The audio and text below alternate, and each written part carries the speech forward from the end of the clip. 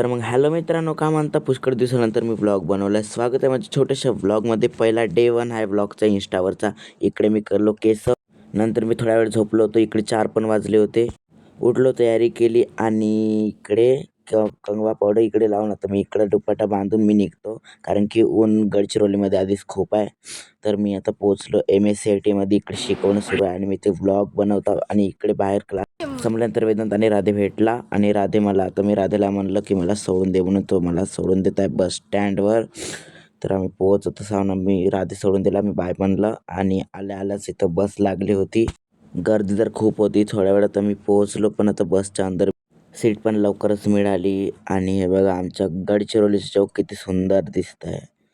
पण इकडे आता सनराईज होत आहे आणि मी तर केस करत आहो. आणि मूलमध्ये पण मी पोचलो आणि लवकरच चंद्रपूरमध्ये पण मी पोचलो.